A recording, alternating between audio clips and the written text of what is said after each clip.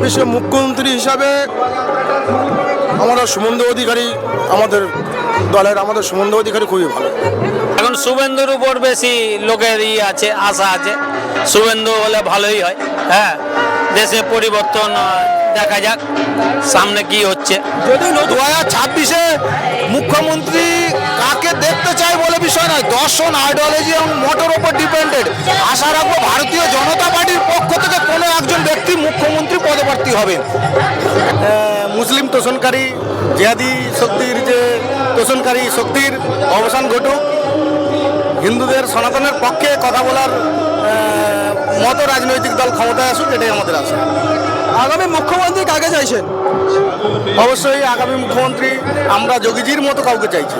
এই 5 লক্ষ কণ্ঠে যে গীতা পাঠ, এই প্রভাবে আমাদের যে সিএম মুখ্যমন্ত্রী মমতা বন্দ্যোপাধ্যায়, এরপরে যে 2026-এ যে ভোট আছে, এই ভোটে অবশ্যই লক্ষ্য পড়বে। কারণ আমরা হিন্দুত্ব, আমরা জাগৃত হয়েছি, আর সবাইকে জাগৃত করার জন্য আহ্বান করছি। আর আমাদের হিন্দু রাষ্ট্র গঠিত হোক, এটাই আমরা চাই। একটাই কথা আমি বলছি, ধর্ম রক্ষত অর্থাৎ আমার ধর্মকে যে রক্ষা করবে, আমার সনাতনীকে যে স্বীকৃতি দেবে, অর্থাৎ গণতান্ত্রিক প্রক্রিয়ায় আসতে আমি অস্ত্র না তুলতে পারি, কিন্তু শাস্ত্রের মাধ্যমে আমার ভোট প্রয়োগটা মানবাধিকারীভাবে সেখানেই প্রয়োগ করব। যাক বিদায়, ও ডাইনি বিদায় হলে অনেক ভালো, পরিবর্তন চাই আমরা। নতুন মুখ হিসাবে কাকে চাইছেন? নতুন মুখ হিসাবে বিজেপি আসুক। সিপিএম দেখলাম, কংগ্রেস দেখলাম, টিএমসি দেখলাম, এবার বিজেপি আসুক। মতামত জানি না, আমি তো দেশটাকে হিন্দু রাষ্ট্র হিসাবে চাই। এভাবে যদি জাগ্রত হতে থাকে হিন্দু, আমরা দেশটাকে হিন্দু রাষ্ট্র হিসাবে একদিন পাবো। আমার উদ্দেশ্য এটা। বিধানসভা নির্বাচন পুরো পাল্টে যাবে। হিন্দুত্ব এবারে বুঝে গেছে, 26-এ পুরো হিন্দু রাষ্ট্র ঘোষণা হবে, আর হিন্দু রাষ্ট্রই হবে। বর্তমান শাসক দল যেভাবে এই ওয়েস্ট বেঙ্গলে হিন্দু সমাজের প্রতি অন্যায়, অবিচার এবং ধর্মীয় মেরুকরণ যে সিস্টেমটা তৈরি করেছে, সেই সিস্টেমের বাইরে যাওয়ার জন্যে আজ কিন্তু মানুষের গীতা বাড়ি বাড়ি পড়া দরকার, গীতা চর্চা করা দরকার। আমাদের বিশেষ করে হিন্দু মা বোনেদের অবশ্যই, কেন লাভ জিহাদের শিকার বর্তমান মমতা ব্যানার্জি সরকারই বেশি হচ্ছে। এবং আমরা যদি এখনো শিক্ষা না নিই, পাশের দেশ রাষ্ট্র বাংলাদেশ থেকে আমাদের শিক্ষা নিতে হবে। চাইছি এমন একটি সরকার এবং সে সংস্কৃতি প্রধান সরকার, যে কিনা আমাদের গীতা পাঠকে আরও গীতা পাঠ এই ধরনের যে সনাতন সংস্কৃতি রয়েছে আরও তাকে আগিয়ে নিয়ে যায়। পরিবর্তন চাই। কেন পরিবর্তন কেন চাইছেন? পরিবর্তন না হলে দেশের কোনো উন্নতি হবে না। আমাদের দেশে যা অবস্থা চলছে, ছেলে মেয়েদের আজকে কোনো চাকরি নেই, কোনো ইন্ডাস্ট্রিজ কিছু নেই। হ্যাঁ, সেখানে পরিবর্তন না হলে এখানে কিচ্ছু হবে না। আজকে আমাদের ছেলে মেয়েরা অসহায় বাড়িতে সব বসে আছে, কোনো কাজের কোনো সন্ধান নেই।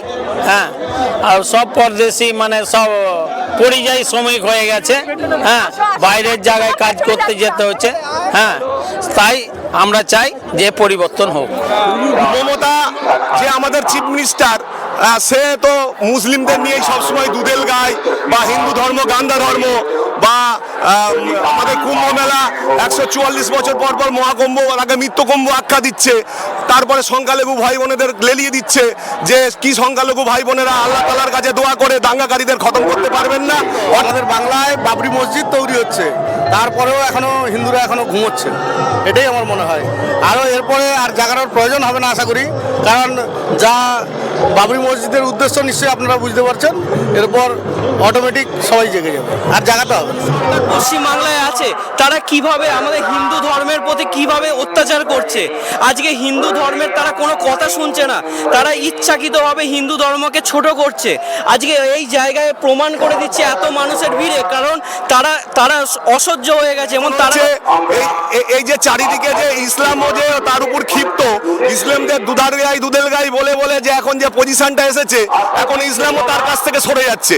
এখন মাননীয় চিফ মিনিস্টার আমাদের মুখ্যমন্ত্রী, সে দেখছে হিন্দুদের সনাতনীদের ভোট ছাড়া সম্ভব নয়।